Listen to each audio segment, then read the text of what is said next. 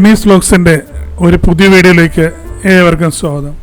ഇന്നത്തെ video milk fruit എങ്ങനെയാണ് ആദ്യ വിളവെടുപ്പാണ്. പല കളറിലുള്ള മിൽക്ക് ഫ്രൂട്ട് ഉണ്ട്. പർപ്പിൾ ഇനമുണ്ട്, പച്ച ഇനമുണ്ട്.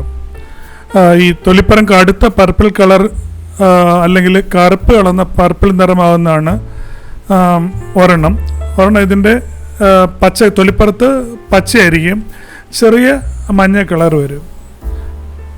ഇത് സ്പർശനം കൊണ്ട് മൃദുവായി അമർത്തുമ്പോൾ പഴത്തിന് ചെറിയൊരു അയവ് അനുഭവപ്പെടണം, എന്നാലേ നമ്മളിത് പറിക്കാവൂ. അല്ലെങ്കിൽ കല്ല് പോലെ ഇരിക്കും, അന്നേരം അത് പാകമായിട്ടില്ലെന്നുള്ളതാണ് അതിൻ്റെ അർത്ഥം. പഴങ്ങൾ കൈകൊണ്ടോ അല്ലെങ്കിൽ തോട്ട് ഉപയോഗിച്ചോ പറിക്കാം. പഴം മരത്തിൽ നിന്ന് അടർത്തുമ്പോൾ ഞെട്ടോടെ തന്നെ പറിക്കാൻ ശ്രദ്ധിക്കുക. ഇത് പഴം പെട്ടെന്ന് കേടാകാതിരിക്കാൻ സഹായിക്കും. കറ ഒഴിവാക്കൽ, പാകമാകാത്ത പഴത്തിൽ ഒട്ടിപ്പിടിക്കുന്ന വെളുത്ത കറയുണ്ടാവും. ഇത് ഒഴിവാക്കാൻ പഴം പകുതി മുറിക്കുന്നതിന് പകരം പഴുത്ത പഴം കൈകൊണ്ട് മെല്ലെ ഉരുട്ടി റോൾ ചെയ്യുക. ഉള്ളിലെ മാംസളമായ ഭാഗം മൃദുവാക്കിയ ശേഷം മുറിച്ചാൽ നമുക്ക് ആ വെളുത്ത പശ നമുക്ക് അവോയ്ഡ് ചെയ്യാൻ പറ്റും. ഇതാണ് മരം.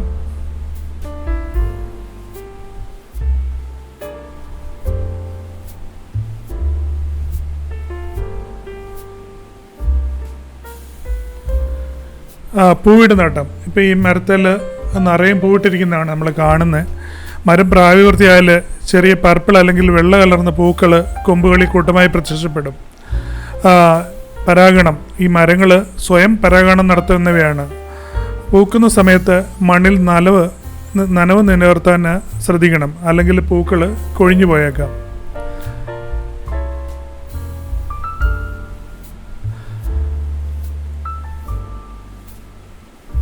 പൂവിട്ട് ഏകദേശം 4 മുതൽ 6 മാസത്തിനുള്ളിൽ പഴങ്ങൾ പാകമാകും.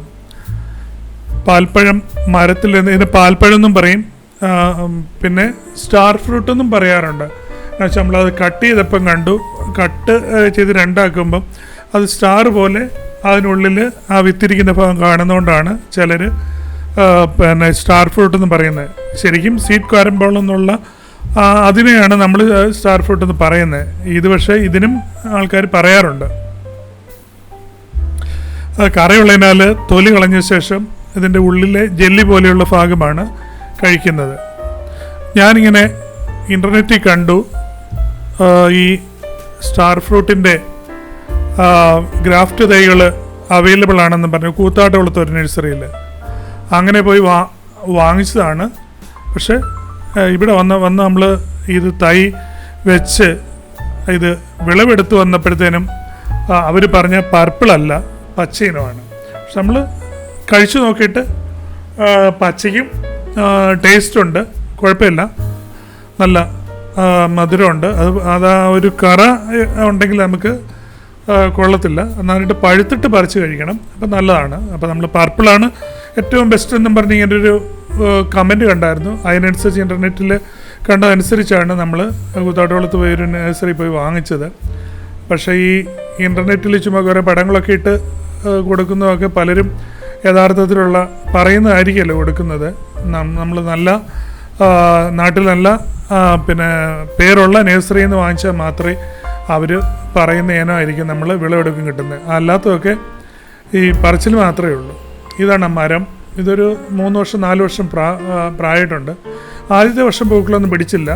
ഈ 3ാമത്തെ വർഷമാണ് ഒരു കാ മാത്രമേ ഉണ്ടായുള്ളൂ. ഇതാണ് ആ കാ. ഇത് നമ്മൾ പഴുക്കാറാകുമ്പോൾ ശാലോട്ട് താഴോട്ട് താന്ന് അങ്ങനെയാണ് നമ്മൾ പറിച്ചെടുത്തത്.